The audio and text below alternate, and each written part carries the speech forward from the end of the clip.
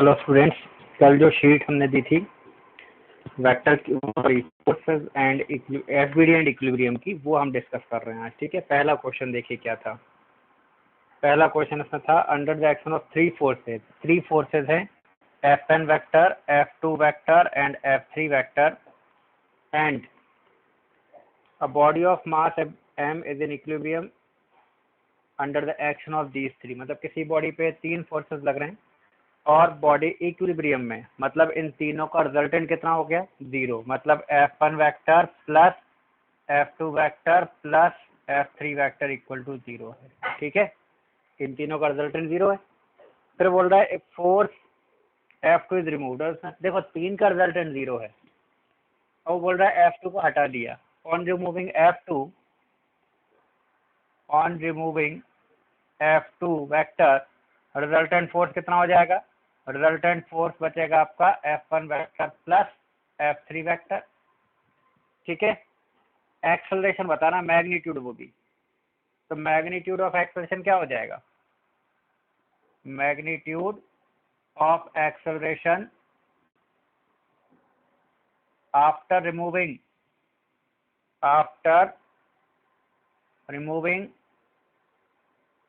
F2 vector क्या हो जाएगा आपका? Resultant force, magnitude of resultant force divided by mass. तो ये हो जाएगा मॉड ऑफ रिजल्टेंट फोर्स कितना होता है F2 को हटाने के बाद? F1 vector plus F3 vector का मॉड डिवाइडेड बाय m। ऐसा कोई ऑप्शन नहीं है, देख लो। ठीक है, तो यहाँ से एक बात ध्यान दो कि यहाँ से F1 vector plus F3 vector कितना हो रहा था? माइनस ऑफ F2 वेक्टर हो रहा था कि नहीं?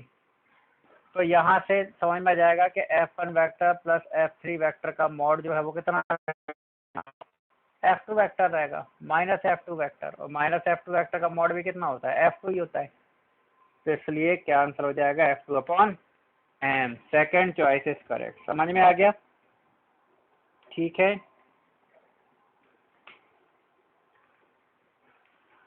अब देखें हम सेकंड क्वेश्चन यहाँ बना रहा हूँ मैं। पहला क्लियर हो गया है ना कि ये भी आंसर, ये ऑप्शन होता तो हो जाता। ठीक है, लेकिन ए ऑप्शन, ए और इसमें डिफरेंस है। ए में क्या लिख रहा है? वो ए में डायरेक्ट F1 और F3 के मैग्नीट्यूड को ऐड कर दिया उसने, और वो तब होगा जब F1 और F3 की डायरेक्शन सेम हो। ऐसा कुछ भी नहीं दे रखा है हमें। ठीक है, तो कुछ लोग ए में कंफ्यूज हो जाते हैं। ठीक है, तो ए करेक्ट होता अगर यहाँ पर क्या लिखा होता? वेक्टर लगा होता। ठीक है, F1 vector plus F3 vector का मॉड लगा के इस तरह से लिखा होता तो सही होता। लेकिन उसने केवल मैग्नीट्यूड सेट कर दिया डायरेक्ट, जो कि नहीं होगा, है ना, क्योंकि हमें ओरिएंटेशन फोर्सेस का दिया ही नहीं है कि वो एक दूसरे के रिस्पेक्ट में कितने एंगल पर है, क्या डायरेक्शन से, कुछ नहीं दिया, इसलिए ये करेक्ट होगा। ठीक है, अब समझ में आ गया? सेकंड बात कर रहे थे, सेकंड देखिए।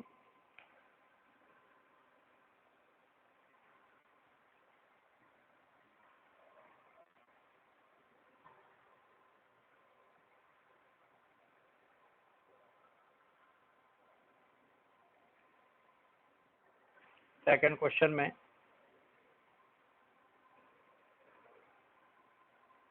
ये 90 है एंगल, थोड़े अलग अलग दे रखे हैं उन्होंने। चलो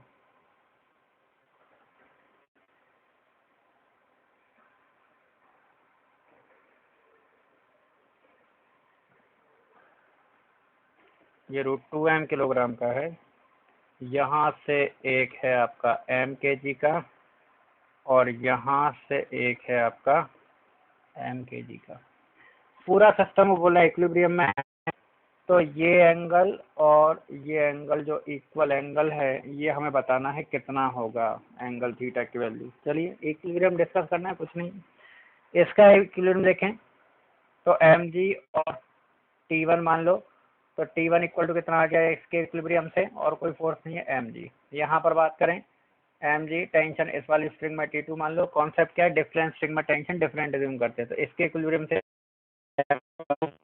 mg ये भी mg, मतलब दोनों टेंशन इक्वल है। अब ये T1 T2 सॉरी, और ये T1, और नीचे √2 mg, ये √2m का FBD हो गया। इक्विलिब्रियम लगाओ तो इसके वर्टिकल डायरेक्शन में देखें अपन, तो ये साइन आएगा, इस डायरेक्शन में कॉस आएगा, इधर ये कॉस आएगा और ये साइन आएगा, ठीक है।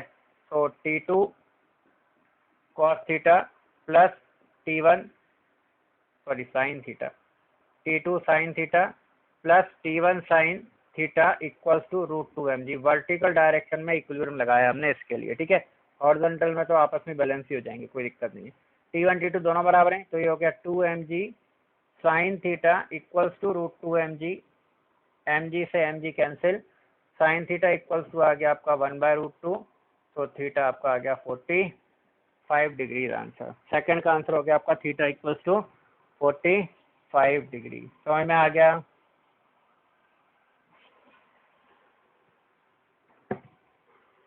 अभी क्वेश्चन जेई में बहुत पहले 2006 के पहले प्री और मेंस दो टाइप के एग्जाम होते थे, तो वो प्री में आया हुआ क्वेश्चन है, सोचिए वेक्टर का क्वेश्चन, वेक्टर का कह लो, फोर्स का कह लो। अब थर्ड देखिए, what is correct statement about normal reaction? Normal reaction by surface on a body is always constant. No, normal reaction force कुछ भी हो सकता है, डिपेंड करता है सिस्टम की रिक्वायरमेंट क्या है। समझ में आ गया? तो इसकी कोई कांस्टेंट वैल्यू नहीं होती है, ठीक है। एक ही बॉडी पर एक ही सरफेस अलग अलग नॉर्मल लगा सकता है अलग अलग कंडीशंस में। समझ में आ गया? अलग अलग सिस्टम की रिक्वायरमेंट्स के बेस पर। तो इसलिए इसका आंसर बी होगा। Normal reaction on a body by a surface can be negative, positive, zero, anything depending on the system requirement, ठीक है। तो ये फिक्स नहीं होते हैं नॉर्मल रिएक्शन, ठीक है। समझ में आया? ये भी न्यूमेरिकल्स करेंगे तो और क्लियर भी हो जाएगा वहाँ से। थर्ड का हो गया। अब हम करें बात फोर्थ की। फोर्थ कौन सा था? फोर्थ पे आइए भाई, इसी क्वेश्चन में क्लियर हो जाएगा ये, है ना। देखिए जैसे ये है, जब अभी बोला ना, ये इसमें क्लियर हो जाएगा। ये आपका 10 kg ब्लॉक है, नीचे की तरफ इक्विलिब्रियम में है भाई, ये इक्विलिब्रियम में है। वो बोल रहा है कि नॉर्मल कितना लग रहा है, ऊपर एक तरफ लगा रखा है आपने 40 न्यूटन, नीचे की तरफ वेट लगेगा 100 न्यूटन, नॉर्मल लगेगा n, ठीक है।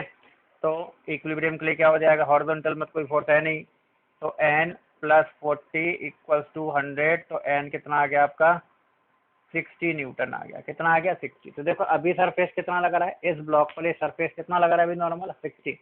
अगर हम ये 40 हटा लें तो कितना लगा देगा 100। देखिए वही बॉडी वही सरफेस, चेंज हो गया ना, ठीक है ना। ये अगर अभी 40 डाउनवर्ड लगा दोगे तो 140 हो जाएगा। समझ गए ना? तो कुछ भी हो सकता है। अगर आप ये बिल्कुल कितना लगा दोगे, ये 40 की जगह कितना लगा दोगे आप 100 लगा दोगे, तो नॉर्मल जीरो भी हो जाएगा, ठीक है। समझ में आ गया?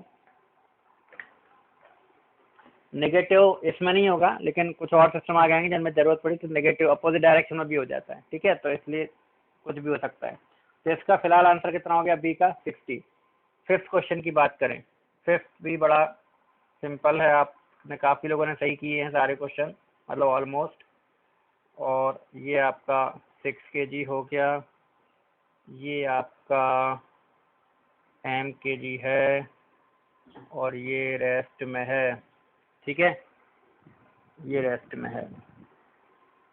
तो अब ये क्या हो जाएगा आपका,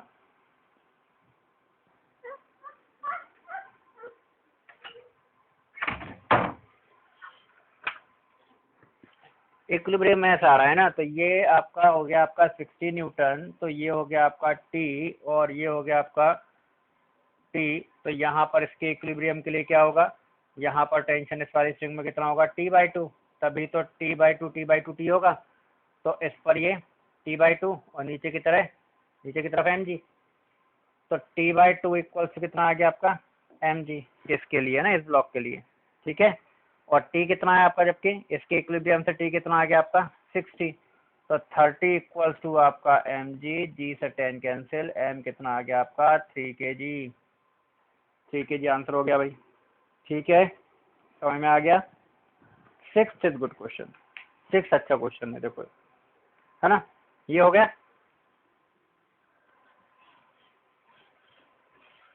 6th की बात करें तो 6th क्या है,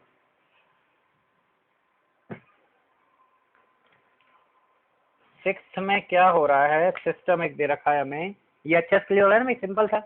आपको पता होगा ना, पढ़ा है आप लोगों ने, ये पुली मासलेस है तो इक्विलिब्रियम के लिए इस पर upward force equal to downward force होना चाहिए। तो ये वाली जो स्प्रिंग है ना, इसका टेंशन इस पर डाउनवर्ड आएगा, है ना। तो सेम टेंशन दो मिलाकर इसके इक्वल है, तो इसका आधा हो गया ना टेंशन, T/2 T/2, तभी तो T/2 प्लस T/2 T होगा। अब क्लियर है?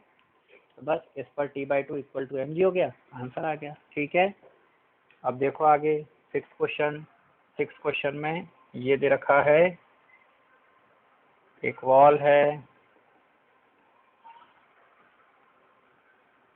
ये क्लैंप है ना जिसमें पुली हमने फिक्स की है। ठीक है, इस पुली पर हिंज मतलब ये क्लैंप कितना फोर्स लगा रहा है ये बताना है, जबकि इस पुली से एक ब्लॉक ये एम मास का अटैच कर रखा है स्प्रिंग की हेल्प पे, अदर स्प्रिंग का फिक्स है। पहले तो देखो यहाँ पर mg लगेगा, तो स्प्रिंग में टेंशन जो है वो mg आ गया। ठीक है, अब पुली की बात करें, पुली पर देखें तो पुली पर ये टेंशन इस तरफ आएगा, इस यहाँ से भी आएगा, दोनों तरफ से पुल करेगा। तो पुली मासलेस है ना, पुली जो है वो मासलेस है, तो उसका कोई वेट तो नहीं है। तो कौन कौन से फोर्स आ रहे हैं, फोर्सेज ऑन पुली क्या क्या होंगे? फोर्सेज ऑन पुली क्या क्या होगा बताएंगे? एक तो ये टी, एक ये टी, और एक normal reaction given by the clamp जो पूछा है एन, ये तीन। और इन तीनों का रिजल्टेंट ध्यान दो कितना होगा? 0 होगा, क्योंकि पुली रेस्ट में, कंटिन्यू रेस्ट में ना, इक्विलिब्रियम में है पुली। हाँ, तो रिजल्टेंट फोर्स 0 होगा। तो इन तीन वेक्टर का रिजल्टेंट, फोर्स वेक्टर है तो इन तीन वेक्टर का रिजल्टेंट 0 है पुली पर, और रिजल्टेंट तीन का 0 हो तो कोई भी एक, एनी वन और each is balanced by resultant of other two. तो ये एन बैलेंस होगा टी और टी के रिजल्टेंट से। समझ में आ गया? तो टी और टी, तो हम यहाँ लिखेंगे N for this, N is balanced, N is balanced by resultant of what? Resultant of T and T. तो टी और टी का रिजल्टेंट कितना आएगा भैया, देख लो। तो एन कितना आ जाएगा, टी और टी 90 पे हैं, इक्वल वालों का 90 पर रिजल्टेंट √2 टाइम्स आता है, √2t, तो √2 टाइम्स और टी कितना है आपका mg। तो आंसर क्या आ गया, √2 mg। बड़ा सिंपल है ना। हाँ, क्या प्रॉपर्टी यूज हुई इसमें कि हमने क्या यूज किया, when resultant of 3 is 0 each is balanced by resultant of other two. तो यहाँ पर ये वाला टी इन दोनों के रिजल्टेंट से बैलेंस होगा, ये वाला टी इन दोनों के रिजल्टेंट से, और ये एन किससे, इन दोनों से। तो हमें तो एन बताना है, तो एन हमें पता है कि इन दोनों के रिजल्टेंट के इक्वल है, इन दोनों में एंगल भी पता है, इनकी वैल्यू भी पता है, तो बचा क्या, आंसर डायरेक्ट। ठीक है, ओके।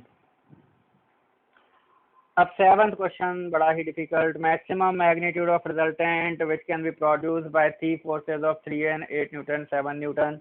पहले 3 और 8 का रिजल्टेंट निकाल लो, सेम डायरेक्शन रखेंगे, कितना आ जाएगा 11, फिर 11 और 7 को भी सेम डायरेक्शन में रख दो, मैक्सिमम के लिए कितना आ गया 11 और 7 18 न्यूटन। आंसर क्या था इसमें, कुछ नहीं। ठीक है, अब 7th के बाद 8 क्वेश्चन कहाँ है? हाँ यार 8 क्वेश्चन आ गया।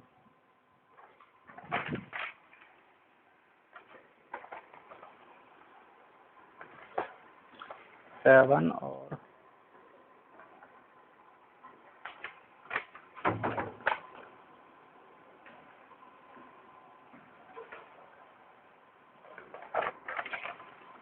सेवन फोर,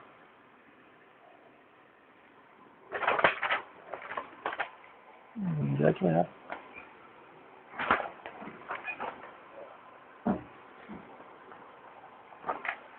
हाँ ये है ना, सॉरी यहाँ पे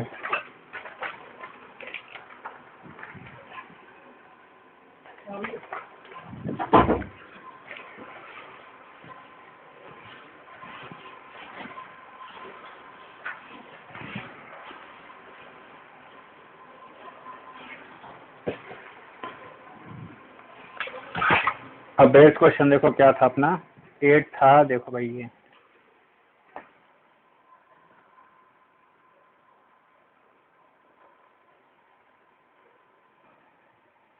2 kg और ये 4 kg 20 न्यूटन लगाया है, फिक्स्ड वॉल है, पूछा है कि what is normal reaction given by wall to the 4 kg block. ठीक है, तो देखो हमें यहाँ दोनों का एफबीडी बनाना पड़ेगा। देखिए इधर ये 2 kg का बड़े आराम से आप एफबीडी बनाइए। यहाँ पर 20 लग रहा है और यहाँ पर 4 kg के साथ कांटेक्ट है 2 kg का, तो इस कांटेक्ट सरफेस के परपेंडिकुलर मिलेगा नॉर्मल रिएक्शन कितना, N1 मान लेते हैं उसको, कितना N1। और इस तरफ क्यों मिलेगा, क्योंकि इस पे कौन लगा रहा है, 4 kg, तो 4 kg से बाहर की तरफ लगेगा।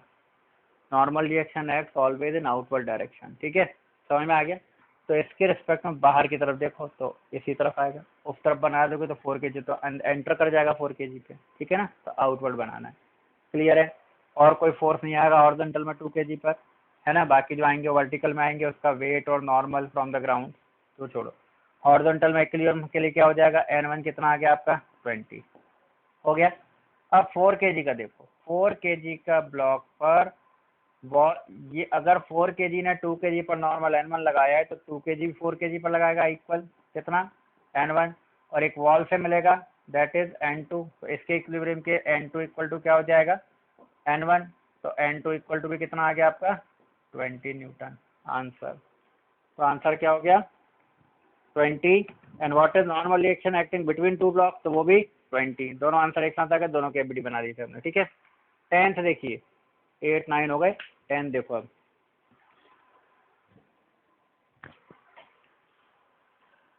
है ना। अच्छा, किसी ने पूछा था कि टू बॉडीज के बीच में नॉर्मल कांटेक्ट में रखी है, तो देखिए ऐसा है भाई, यहाँ पर मान लो आपने ये 2 ब्लॉक रख दिए कांटेक्ट में, ठीक है, कहीं कोई फोर्स नहीं करा, ये 4 kg है मान लो, ये 8 kg है मान लो, तो इनके बीच में कोई नॉर्मल रिएक्शन नहीं लगेगा। क्यों, तो बना के मान लो अपन हो लग रहा है, मान लेते हैं कि लग रहा है कि 4 kg पर 8 kg ने लगा दिया कुछ, कितना लगा दिया मान लो n, बट अब है तो इक्विलिब्रियम में, रेस्ट में है, तो अब ये इक्विलिब्रियम के लिए डेफिनेटली n कितना होगा 0, को कैसे डायरेक्शन कोई फोर्स तो नहीं बैलेंस करने के लिए जो कर दे, जैसे पिछले क्वेश्चन में 20 लग रहा था, तो यहाँ कितना हो जाएगा 0। तो देखिए बिटवीन टू ब्लॉक 0 भी लग रहा है, वहाँ 20 भी लग रहा है, कहीं और कुछ और भी लग जाएगा, depends on the requirement of system. ठीक है, तो यहाँ पर कोई नॉर्मल नहीं लगेगा दोनों के बीच में, भले ही दोनों को आपने किस में रखा है, कॉन्टैक्ट में रखा है। ठीक है, समझ में आ गया। तो अब हम बात करते हैं 10th की। ठीक है, 10th क्वेश्चन देखो, 10th क्वेश्चन ये है, 10th क्वेश्चन क्या था कि ये ग्राउंड पर है और इधर ये, ठीक है, 10 kg है, हमें बताना था कि S2 ये वाली इंक्लाइन सरफेस जो है जिसके साथ कांटेक्ट है, ये कितना फोर्स लगा रही है इस पर। एफडी बनाओ 100 न्यूटन, ग्राउंड से भी मिल गया कितना N1 सपोज, और इससे लग रहा है कितना सपोज N2, इससे कितना लग रहा है सपोज N2। ठीक है, समझ में आ गया। तो अब इन तीनों का रिजल्टेंट जो है वो इक्विलिब्रियम में है, और ये तो इन तीनों का रिजल्टेंट तो 0 नहीं हो पाएगा। क्यों नहीं हो पाएगा, सुन लो, क्योंकि इन दोनों का कोई भी, देखो 3 का रिजल्टेंट 0 होता है तो अभी हम यूज कर चुके, कोई भी एक जो है वो बाकी 2 के रिजल्टेंट से बैलेंस होगा। ठीक है, समझ में आ गया। तो अब अगर मान लेते हैं अपन तीनों बना लिए तो ये इक्विलिब्रियम नहीं रह पाएगा। क्यों, क्योंकि N2 और 100 का रिजल्टेंट जो है वो इन दोनों के बीच में कहीं निकलेगा, है ना, तो उसके अपोजिट N1 हो पा रहा है क्या, नहीं हो पा रहा। या इन दोनों का रिजल्टेंट इसी लाइन पे निकलेगा, क्योंकि जस्ट अपोजिट है, इसी लाइन पे आएगा, तो वो भी इसके अपोजिट नहीं है। समझ में आ गया। तो यहाँ इक्विलिब्रियम नहीं रह पाएगा, लेकिन इक्विलिब्रियम में है, तो फिर क्या हो रहा है एक्चुअली, यहाँ पर तभी इक्विलिब्रियम हो पाएगा जब N2 कितना हो जाए, 0 हो जाए, क्योंकि N2 0 हो गया तो ये दोनों on the same line opposite हैं, ये मैनेज हो जाएंगे और इक्विलिब्रियम मतलब रिजल्टेंट 0 आ जाएगा। ठीक है, N2 के साथ क्यों नहीं हो पा रहा इक्विलिब्रियम, समझ में आ गया, क्योंकि इनमें से कोई भी दो देख लो आप, N1 N2 का रिजल्टेंट 100 के अपोजिट आना चाहिए, आ रहा है क्या, नहीं आएगा। ठीक है, समझ में आ गया। तो ये तभी पॉसिबल है। फिर आप कोई सोचे कि N2 क्यों 0 किया, N1 0 कर दो, ठीक है कर दो, N1 0 करोगे तो क्या तब भी N2 और 100 का रिजल्टेंट 0 हो पाएगा, नहीं, क्योंकि ये तो अपोजिट है ही नहीं। समझ गए ना। फिर तो इक्विलिब्रियम तब भी नहीं आएगा, n1 अकेले को जीरो करके इक्विलिब्रियम नहीं आएगा, किसको जीरो करके आ जाएगा, n2 जीरो करोगे तो आ जाएगा। समझ में आ गया अब क्यों आ पा रहा है? ठीक है। 11th क्वेश्चन, 11th क्वेश्चन की बात करें, 60 दिया है तो ये अपने आप 30 हो जाएगा क्योंकि ये 90 है, और ये आपका 100 हो जाएगा। ठीक है। Tension in string O B बताना है, ओ बी मतलब इसमें, तो ये मान लो टेंशन T1 है या T2 है, ये आपका T3 है। ठीक है, और ये तो आपका 100 है ही, T1 जो है वो 100 है। ठीक है, तो लामीज लगाने, लामीज में मुझे पता चला है कि आपका हो गया है तो बस लगा देते हैं। तो ये भी 30 हो जाएगा और ये भी 60 हो जाएगा। तो T2 अपॉन T2 के सामने वाला angle 90 plus 30 120 sine 120 equals to 100 upon sine 90। ठीक है, क्योंकि इसके सामने वाला एंगल साइन 90। ये करते हैं इस पर, और अगला लिखने की जरूरत नहीं क्योंकि हम इक्वल T2 बताया ना, तो T2 कितना आ गया आपका साइन 120 टाइम्स ऑफ 100, साइन 120 मतलब cos 30 into 100 that is √3/2 into 100, so that is 50 √3 Newton tension होगा स्ट्रिंग ओबी में। ठीक है, क्लियर हो गया होगा, है ना। आगे देखें, अगला क्वेश्चन देखिए 12th। यहाँ पर ऐसा है 5 kg का ब्लॉक है, एफ डैश लगाया है और ये 20 न्यूटन का फोर्स लगाया है। मैंने बताया था आपको कि फ्री हैंड्स पर अगर आप फोर्स लगा रहे हो स्ट्रिंग में तो वो उतना ही टेंशन डेवलप हो जाएगा। तो यहाँ पर एक्चुअली कितना टेंशन लग रहा है, T इक्वल्स टू 20 न्यूटन। बोल क्या रहा है, वो बोल रहा है ब्लॉक इक्विलिब्रियम में, तो इक्विलिब्रियम में वही तो लगाओ Fx जो F0, तो वर्टिकल में क्या क्या आएगा, एक तो इसका वेट आएगा 50 न्यूटन। ठीक है, 5 kg था तो ऊपर आएगा आपका एक N1, ये हॉरिजॉन्टल में हो गया है, दोनों वर्टिकल में, इसको रिजॉल्व करना पड़ेगा, 30 है तो 20 √3/2 cos 30, और यहाँ पर साइन कंपोनेंट तो 10 न्यूटन। ठीक है, इक्विलिब्रियम में देखें हम तो एफ डैश बराबर होना चाहिए 20 √3/2 मीन्स 10 √3 के, और n plus 10 equals to n1 plus 10 equals to होना चाहिए 50, तो n1 होना चाहिए व्हाट 40।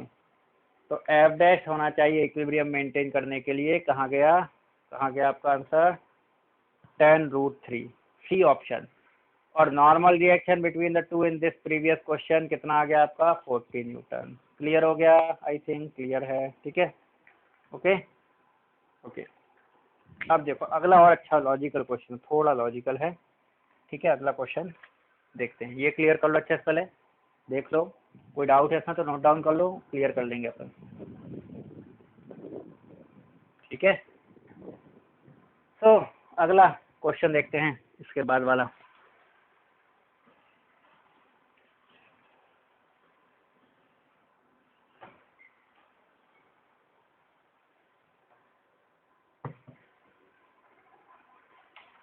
अगला है भैया क्वेश्चन नंबर 14। क्वेश्चन नंबर 14 में क्या बोल रहा है, देखो 2 kg 60 डिग्री से, ये 60 डिग्री ऐसा लग रहा है 2 न्यूटन, और यहाँ से लग रहा है 10 √3 न्यूटन 30 डिग्री पर। समझना इसमें लॉजिक क्या है वो देख लेते हैं। 2 kg है, लॉजिक अपन देखते हैं, पहले जो देखते हो उसमें पूछा क्या, उसने बोला which of the following force, in 4 option में से कौन सा फोर्स लगाएं, है ना। वेक्टर फॉर्म में दे रखा है फोर्स, और वेक्टर के लिए कोऑर्डिनेट्स उसने दे रखे हैं एक्सिस कौन से किस डायरेक्शन में, जो होता है इसी डायरेक्शन में एक्सिस, तो यहाँ वाई है। तो बोला है कि which will keep the body in equilibrium, जो बॉडी को इक्विलिब्रियम में रखे। हाँ, तो देखो पहले तो इसका एफबीडी बना लें अपन, इक्विलिब्रियम के लिए पहले बात करें 2 kg, रिजॉल्व कर लो सबको एक्स वाई, क्योंकि इक्विलिब्रियम की कंडीशन हमने पढ़ा होगा, sigma Fx0 sigma Fy0, x direction और वाई डायरेक्शन दोनों में फोर्स 0 होना चाहिए। ठीक है, अच्छा ऐसा क्यों होती है कंडीशन ऑफ इक्विलिब्रियम? हम बात करें condition of equilibrium. Condition of equilibrium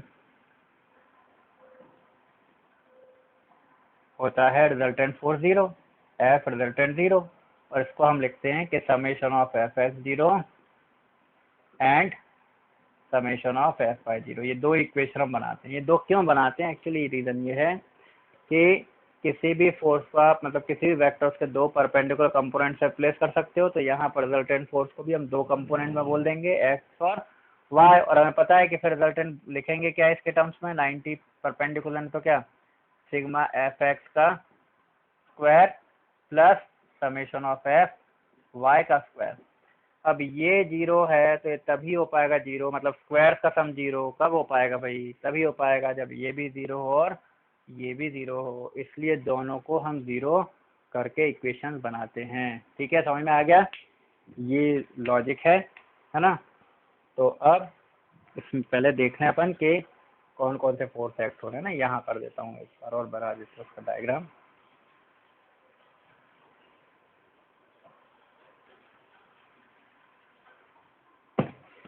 देखो क्या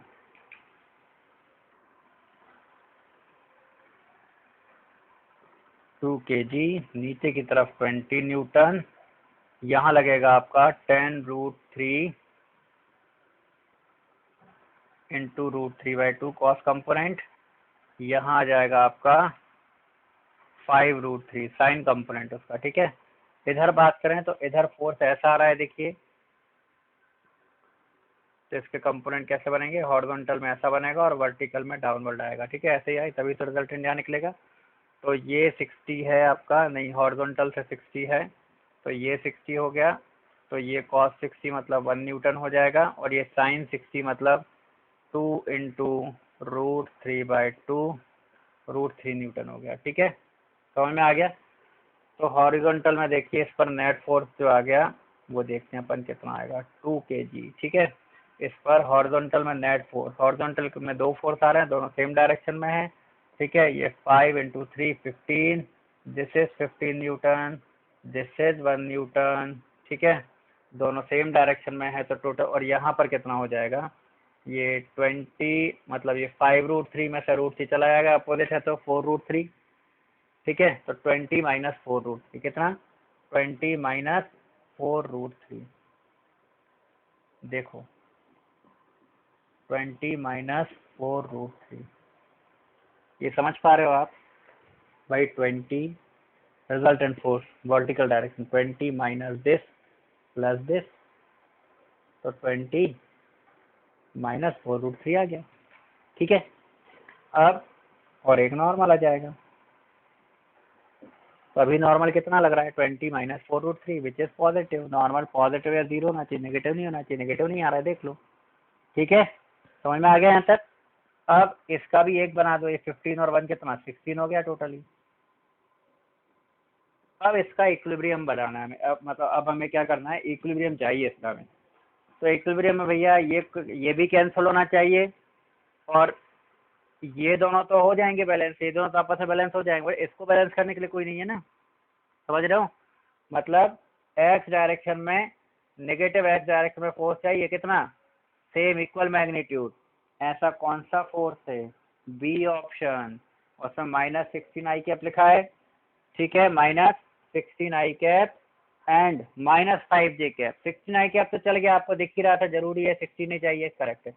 अब 5 -5 जैसे कंफ्यूजन होगा, मतलब वाई में भी लग रहा है कितना, 5 न्यूटन, तो बिल्कुल चलेगा, कोई दिक्कत नहीं, क्योंकि ये तो बड़ा एडजस्टेबल होता है भाई, एडजस्ट कर लेगा। अब एन कितना लगना लगेगा, 20 minus 4√3 plus 5 that is 25 minus 4√3। समझ गए?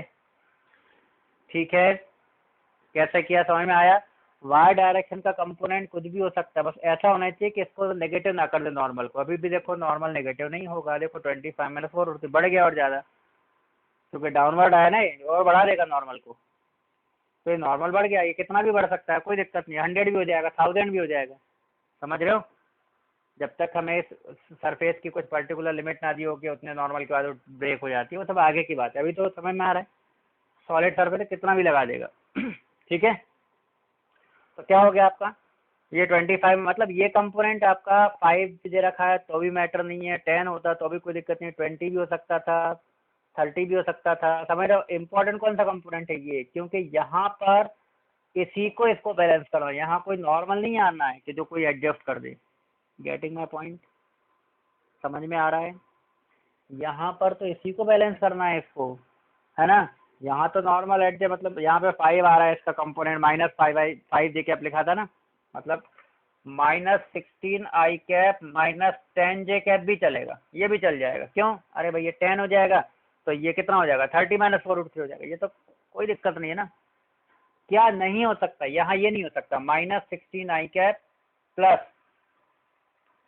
+50 जे कैप, ये नहीं हो पाएगा बॉस। क्यों, आप सोचो यहाँ तो बैलेंस हो रहा है लेकिन वर्टिकल भी देख लो, अब ये ऊपर की तरफ कितना लग रहा है, ऊपर की तरफ 50 लग गया, तो 50 ऊपर की तरफ लग गया, समझ रहे हो, और ये आपका ये टोटल 50 से क्या है, कम है, तो अब नॉर्मल तो क्या नेगेटिव आ जाएगा, इक्विलिब्रियम लगाने जाओगे तो मतलब कांटेक्ट छूट जाएगा, कांटेक्ट छूट जाएगा 2 kg ब्लॉक का सरफेस से, तो फिर इक्विलिब्रियम कैसा रहेगा। ये बात पॉइंट समझ में आया कि नहीं। अगर ये 50 जे कैप नहीं चलेगा, क्यों, क्योंकि 50 जे कैप हो गया तो फिर देखो ऊपर की तरफ नॉर्मल, ऊपर की तरफ ही पॉजिटिव 50 तो 50, और नीचे की तरफ कितना 20 -4√3, इक्विलिब्रियम कहाँ से हो जाएगा, करने जाओगे कराने जाओगे इक्विलिब्रियम तो क्या लिखोगे n+50 = 20 -4√3, तो n will be negative, normal negative मतलब लूज हो गया कॉन्टैक्ट, ब्लॉक हवा में हो गया, ब्लॉक हवा में हो गया तो इक्विलिब्रियम कहाँ बचा। ठीक है, समझ में आ गया ना, क्योंकि जैसे ही हवा में पहुंच गया वो तो 50 से ज़्यादा ही 20 -4 से एन तो गायब ही हो जाएगा, ये दोनों का टोटल 0 नहीं आएगा, रिजल्टेंट 0 नहीं आएगा, तो इसलिए हर कुछ भी नहीं चलेगा लेकिन ये चल जाएगा। ठीक है, -16 आई कैप -20 जे कैप चल जाएगा, तो ऐसे मोर देन अनकरेक्ट में बहुत सारे ऑप्शन दे सकता है, कर लोगे चेक। ठीक है, इम्पोर्टेंट ये है, और बाद में इसके साथ इस कंपोनेंट के साथ ये चेक करना है कि नॉर्मल को वो क्या ना कर दे, नेगेटिव ना कर दे। ठीक है, समझ में आ गया। तो इसमें हमने किससे चेक किया, इससे, और इस ऐसे ऑप्शन मतलब जिसमें आई कैप मतलब 60 नेगेटिव डायरेक्शन में, इट इज बी ऑप्शन, उसमें जे कैप भी दे रखा है, जे कैप कंपोनेंट -5 है, मतलब नेगेटिव डायरेक्शन में 5 लग रहा है डाउनवर्ड, उस 5 से कोई फर्क नहीं पड़ेगा, इक्विलिब्रियम बिल्कुल मेंटेन रहेगा। क्यों, नॉर्मल की वैल्यू कितनी हो जाएगी, ये अभी लिखी थी हमने, कितनी हो जाएगी 20, हाँ 25 -4√3 which is positive, this is very well positive. ठीक है, आई होप ये क्वेश्चन बहुत अच्छे से क्लियर हो गया होगा, फिर भी डाउट हो तो बिल्कुल पूछना। ठीक है,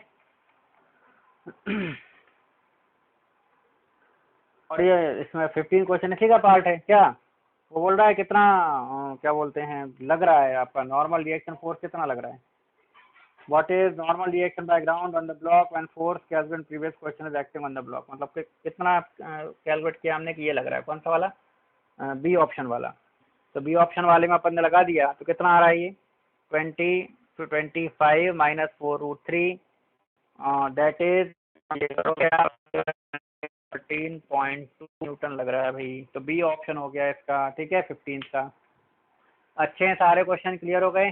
ठीक है, अब आप देखना किससे कहाँ पर कौन सी मिस्टेक हुई है, अगर कोई दिक्कत हो तो और पूछ लेना। ठीक है, कल अपन एक मॉक टेस्ट रखेंगे जो आपका संडे का टेस्ट है उस पर बेस्ड, तो मॉक टेस्ट देना कल, है ना, उसी को आप असाइनमेंट समझिए, मॉक टेस्ट समझिए, और फिर संडे को आपका टेस्ट होगा। ठीक है, क्लियर है, थैंक यू।